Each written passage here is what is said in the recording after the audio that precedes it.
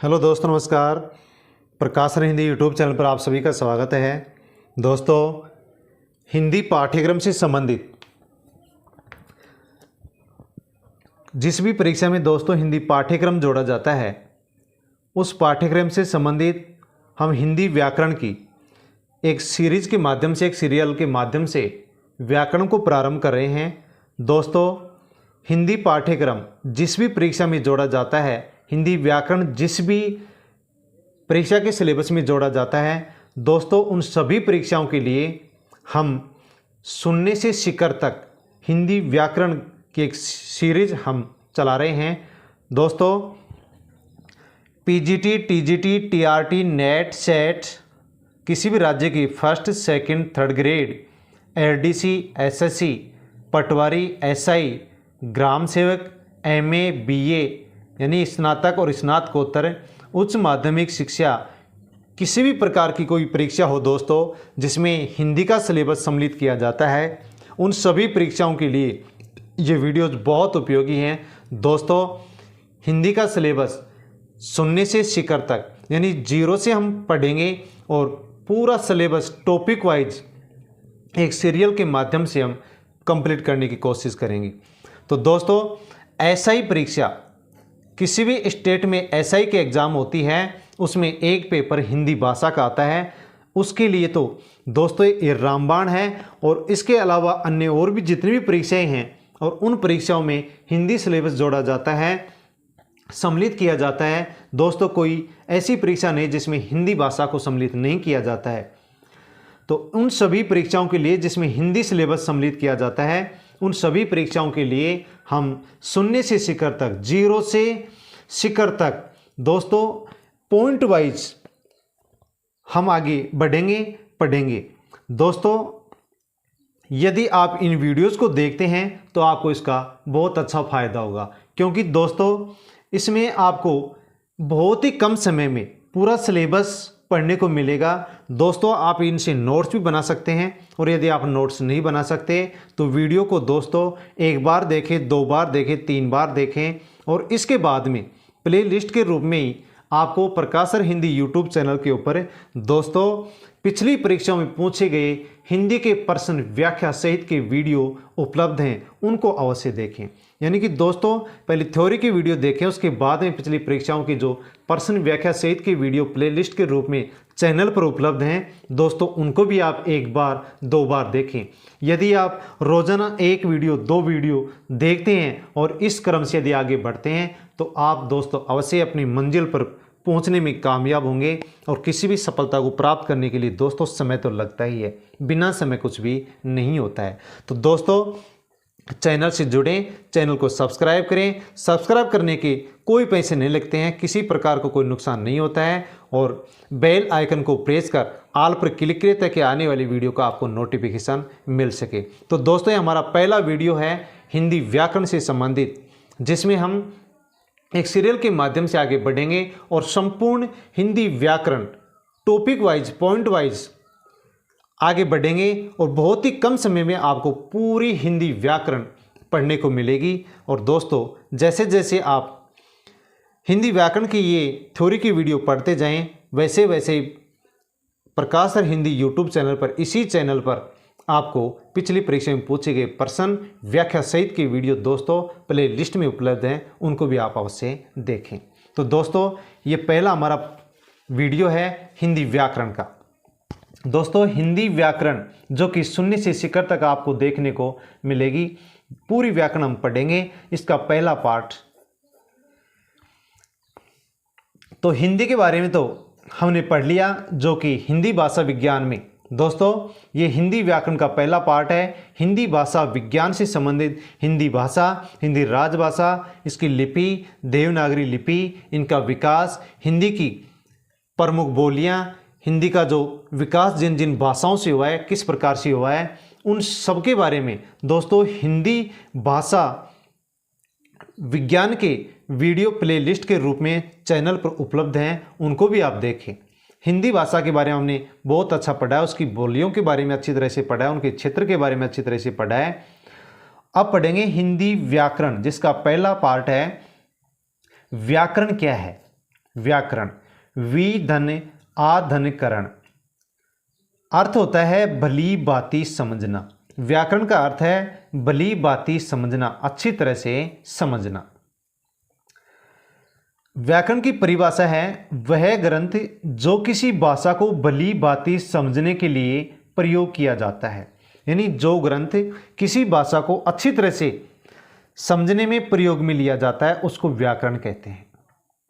अर्थात व्याकरण एक ऐसा ग्रंथ है जो हमें किसी भाषा को शुद्ध उच्चारण, शुद्ध लेखन और शुद्ध प्रयोग करना सिखाता है। दोस्तों व्याकरण किसे कहते हैं?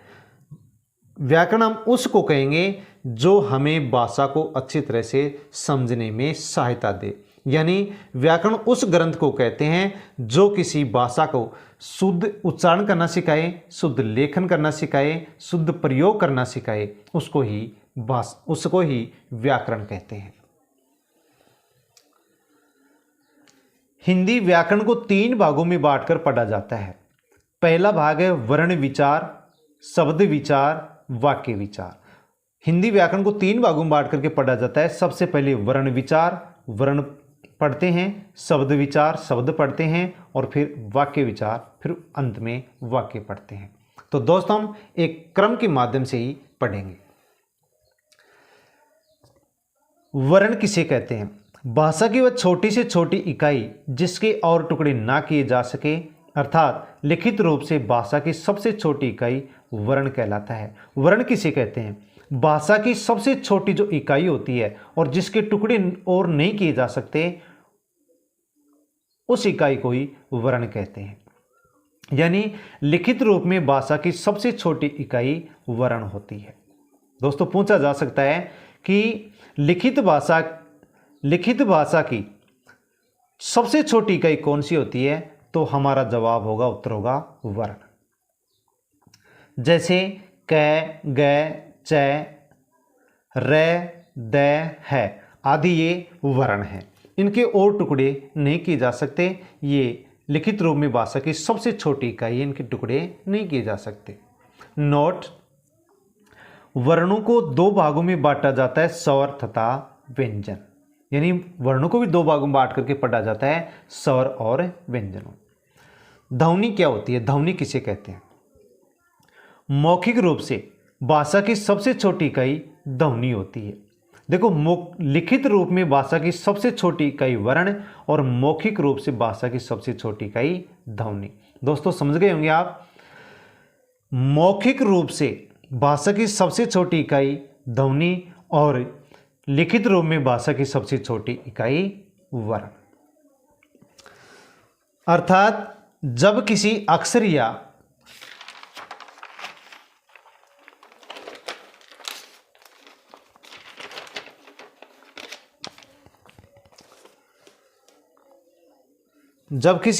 या वर्णों के समूह को मौखिक रूप दे दिया जाता है तो उसे ध्वनि कहते हैं। यानी कि दोस्तों किसी भी अक्षर को जब मौखिक रूप दिया जाता है, मुख से बोला जाता है, तो उसको ही ध्वनि कहते हैं। यानी जो भी वर्ण हम बोलते हैं वो ध्वनि है। च को बोला गया तो ध्वनि और च को लिखा गया तो वर्ण। यदि च को हम बोलेंगे तो उसको तो कहेंगे ध्वनि, और च को जब हम लिख देंगे तो उसको कहेंगे फिर हमें वर्ण। दोस्तों किसी भी वर्ण को बोलेंगे तो वह ध्वनि होगी, किसी भी वर्ण को लिखेंगे तो वो वर्ण कहलाएगा। जैसे नवल, एक शब्द है नवल, और नवल में ध्वनि कितनी है? 3। नवल में ध्वनि कितनी है? 3 है। न, व, ल, ये ध्वनियाँ हैं, तो ध्वनि तो इसमें है 3 और वर्ण है इसमें 6। कैसे? न में ए, व में ए और ल में ल, तो 3 और 3 और 6। तो ध्वनियाँ नवल शब्द में 3 है और वर्ण 6 है। आगे अध्ययन करेंगे अक्षर। अक्षर क्या होता है? ए धन क्षर। ए उपसर्ग है जिसका अर्थ होता है नहीं, और क्षर का अर्थ होता है नाश। तो ए धन क्षर का अर्थ होगा, अक्षर का अर्थ होगा जिसका नाश नहीं हो। एक ही झटके में बोल दिया जाए वो अक्षर कहलाएगा। मुख के द्वारा उच्चारित हुए ध्वनि जिसका नाश नहीं हो उसे अक्षर कहेंगे। यानी मुख से बोली जाने वाली जो ध्वनि है जिसका नाश नहीं हो उसको अक्षर कहेंगे। अर्थात हवा के एक ही प्रभाव में बोली जाने वाली ध्वनियां अक्षर कहलाती हैं। एक ही स्वर आता है, अंतिम व्यंजन में हलंत होगा। जैसे राम शब्द है, यह अक्षर नहीं है। आगे जो राम है ये अक्षर है, क्योंकि हमने अभी पढ़ा कि मुख के द्वारा निकलने वाली जो ध्वनि है जिसका नाश नहीं होगा उसको अक्षर कहेंगे, और हवा के एक ही प्रभाव से जो ध्वनि बोली जाएगी उसको अक्षर कहेंगे। अक्षर में केवल एक ही स्वर आता है, अक्षर में केवल एक ही स्वर आता है, और जो अंतिम व्यंजन होता है उसमें स्वर नहीं आता है, उसके हलंत लगता है। तो जैसे रा और मैं के नीचे हलंत लग रहा है, इसमें स्वर नहीं है, रा में आ स्वर है, तो ये राम। यदि हम हलंत लगा करके राम लिखते हैं तो ये अक्षर है, और या बिना हलंत राम लिखते हैं तो ये एक शब्द है। जैसे आगे पढ़े ओम। अब ये भी यहां पर एक अक्षर है, क्योंकि दोस्तों मैं में स्वर नहीं है, मैं में स्वर नहीं है। यहां पर जो हम देख रहे हैं हिंदी का 3, ये संख्या का 3 है, और इस 3 की संख्या को जब शब्द में हिंदी में लिखा जाता है तो उसको पलुत स्वर कहते हैं। दोस्तों याद रखना, ओम में जो बीच में ये वर्ण है इसको पलुत स्वर कहते हैं।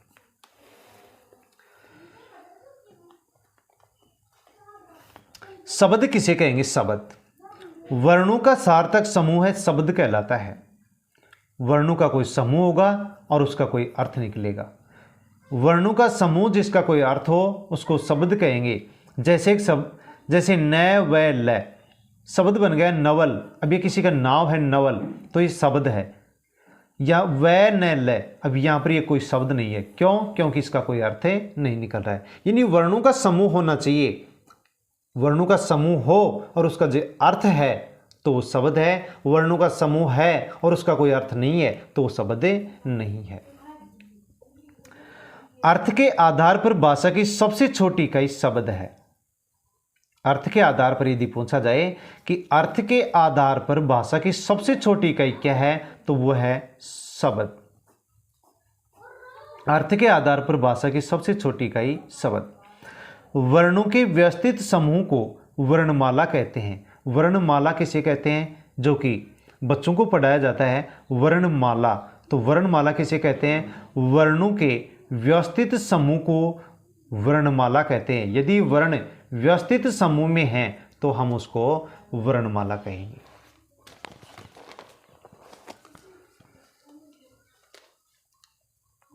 वाक्य क्या होता है? शब्दों का सार्थक समूह वाक्य कहलाता है। जब दो या दो से अधिक शब्द मिलते हैं और पूरे अर्थ का बोध कराते हैं तो वह वाक्य कहलाता है। दोस्तों वाक्य किसे कहते हैं? जब शब्दों का समूह बने और उस समूह का कोई अर्थ हो तो उस समूह को हम वाक्य कहेंगे। शब्दों का समूह हो, उसका अर्थ हो, वो वाक्य कहलाएगा। जब दो या दो से अधिक शब्द मिलते हैं और उन मिले हुए शब्दों के माध्यम से जब कोई पूर्ण अर्थ निकलता है तो उसको वाक्य कहते हैं। जैसे कमल गाय चराता है, ये वाक्य है क्योंकि शब्द मिले हैं और मिलकर के एक अर्थ प्रकट कर रहे हैं। सीता गाती है, ये वाक्य है। विशेष नोट, भाव या भावार्थ के आधार पर भाषा की सबसे छोटी इकाई वाक्य है। दोस्तों हमने अभी पढ़ा था कि अर्थ के आधार पर भाषा की सबसे छोटी इकाई शब्द, और भाव या भावार्थ के आधार पर भाषा की सबसे छोटी इकाई होगी वाक्य। भाव या भावार्थ के आधार पर भाषा की सबसे छोटी इकाई वाक्य, और अर्थ के आधार पर सबसे छोटी इकाई शब्द। आगे पढ़ेंगे वाक्यांश किसे कहते हैं? वाक्यांश, वाक्य धन अंश, अंश यानी भाग, वाक्य का भाग, वाक्य धन अंश।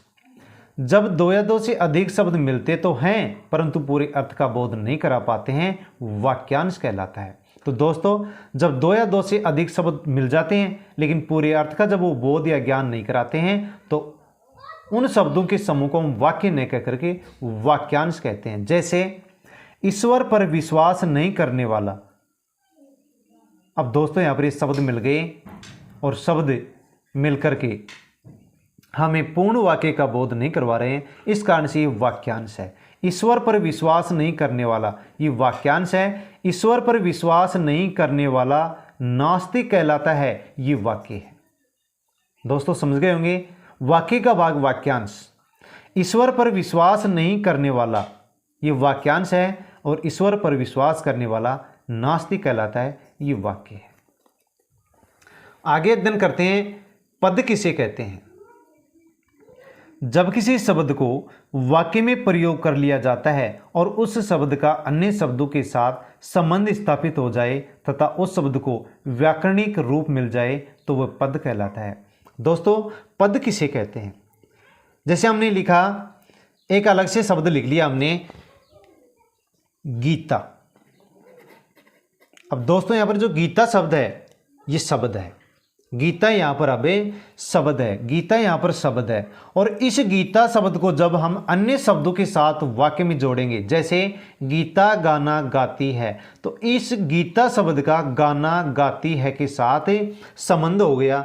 गीता अब यहां पर जो गीता शब्द है, यहां पर अब व्याकरणिक जो रूप है वो इसको दे दिया गया है, अन्य शब्दों के साथ इसका अब संबंध बन गया है। अब यहाँ पर ये गीता शब्द नहीं है, यहाँ पर अब ये गीता एक पद बन गया है। यानी कि दोस्तों अलग से लिखा जाता है, जैसे गीता हमने अलग से लिखा तो यहाँ पर ये शब्द है, और इस गीता शब्द को जब हम वाक्य में लिख देते हैं तो फिर इसको हम शब्द नहीं कह करके इसको फिर कहेंगे हम पद। तो दोस्तों समझ गए होंगे कि जब शब्द को वाक्य में प्रयोग कर देते हैं, कर लिया जाता है, तो उसको पद कहा जाता है। उसका संबंध अन्य शब्दों से हो जाता है और उसको व्याकरणिक रूप दे दिया जाता है। तो अलग लिखा हुआ गीता ये शब्द है, और वाक्य में लिखा हुआ गीता ये पद है।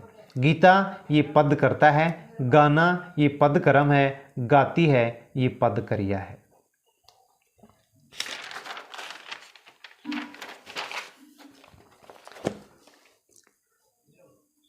दोस्तों आगे अध्ययन करते हैं, जब किसी शब्द को अकेला प्रयोग किया जाता है तो वह शब्द कहलाता है, उसी शब्द को वाक्य में प्रयोग किया जाता है तो वह पद कहलाता है। आप अच्छी तरह से समझ गए कि शब्द और पद में क्या अंतर होता है। हल या हलंत, कै, इसको हम तोड़ेंगे, टुकड़ा करेंगे तो कै के नीचे हलंत लगेगा और ऐ इसमें से बाहर निकल गया। अब जो कै के नीचे हलंत लगा हुआ है इसको ही हल या हलंत कहते हैं। मात्रा, व्यंजनों के अनेक प्रकार के उच्चारणों को स्पष्ट करने के लिए जब उनके साथ स्वरों का योग किया जाता है तब स्वर का वास्तविक रूप जिस रूप में बदलता है तो उसे मात्रा कहते हैं। तो दोस्तों व्यंजनों को जब हम बोलते हैं तो उनका अनेक प्रकार से उच्चारण होता है।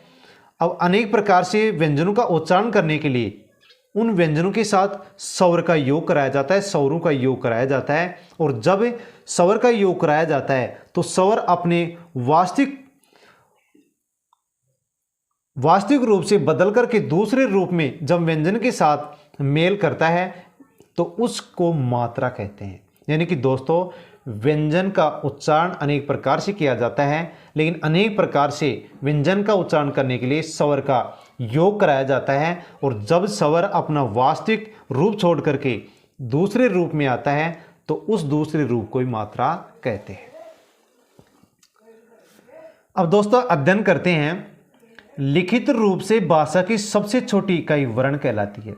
यदि लिखे हुए रूप में पूछा जाए कि लिखे हुए रूप में भाषा की सबसे छोटी इकाई होगी तो वर्ण, और मौखिक रूप से भाषा की सबसे छोटी इकाई होगी ध्वनि। दोस्तों यदि लिखित रूप में भाषा की छोटी इकाई पूछी जाए तो वर्ण, और मौखिक रूप से भाषा की सबसे छोटी इकाई पूछी जाए तो ध्वनि। भाषा की सबसे छोटी इकाई वर्ण होती है। अर्थ के आधार पर भाषा की सबसे छोटी इकाई शब्द होती है, और भाव या भावार्थ के आधार पर भाषा की सबसे छोटी इकाई वाक्य होती है।